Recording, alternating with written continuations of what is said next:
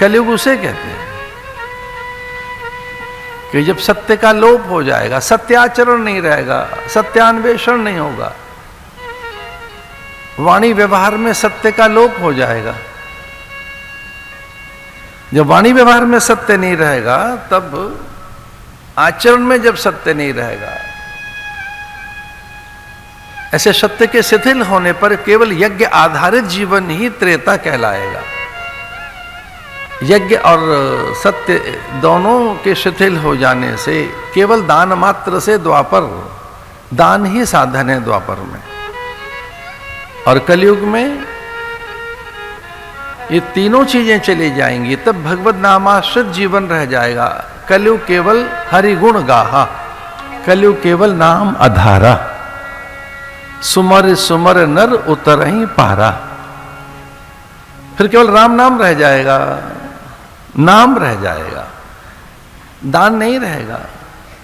दान की वृत्तियां चली जाएंगी, यज्ञ वृत्तियां खो जाएंगी, सत्य का लोप हो जाएगा। तो देखिए, रूप के बदलते ही, गुण के बदलते ही, प्रकृति के बदलते ही नाम बदल गया। नाम रूपात्मक है ये जगत।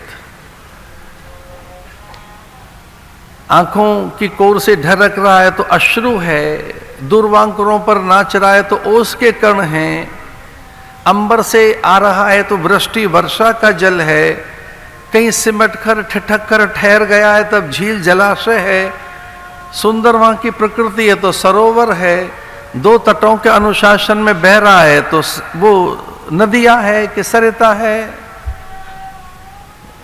कि उसे वो अकूत है, अपार है, असीम है, अगाध है, तो फिर वो समुद्र है।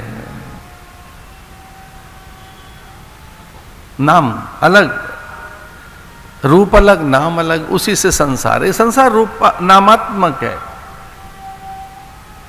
प्रतिबिंब है। ये दरअसल में ये जो दिख रहा है प्रतिबिंब है, ये प्रकाश से इसकी छाया है,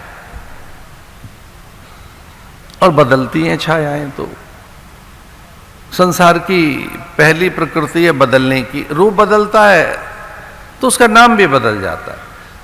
रूप बदल गया, अब ये बालक नहीं रहा है, युवक है, अब इसका रूप बदल गया, अब ये वृद्ध है, रूप बदल गया है, रोगी है, रूप बदल गया है, ना ये तो शव है, प्राण चले गए, शव है ये तो। जब तक प्राण चल रहे हैं तब तक रोगी है, प्राण के चले जाने पर वो रोगी नहीं रहा। अब चूंकि प्राण ही नहीं रहे तो अब वो मृतक है, शमशान में ले चलो इसे। एक भी प्राण जब तक ठहर रहा है तब तक शमशान में नहीं ले जाएंगे। रूप और नाम का ही तो जगत है, रूपात्मक नामात्मक है जगत। पर तत्व का बोध होते ही जगत खो जाता है, तीन काल में फिर नहीं रहता, फिर आप इसके साक्षी भर रह जाते हैं। चित्रपट है, फिर ये चलचित्र है, बदलती हुई चीज है। जैसे घड़ी वही है, सुइयां चल रही हैं, घड़ी तो वही ठहरी हुई है, घड़ी में सुइयां चलती रहती हैं और वो बताती रहती हैं, एक थोड़ा कम सरकती है, एक तेज दौड़ती रहती है। जो मिनट बताती है 1 मिनट 2 मिनट, वो उतनी तेज नहीं चलती जितना तेज दौड़ रही है सेकंड की सुई, और नैनो सेकंड, और उसका भी। भारतीय कालगणना ने एक जो 1 सेकंड है उसका करोड़वें हिस्से को भी मापा है।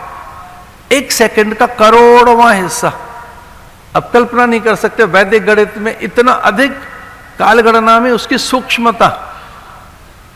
1 सेकंड का करोड़वां हिस्सा वैदिक गणित ने नाप लिया है।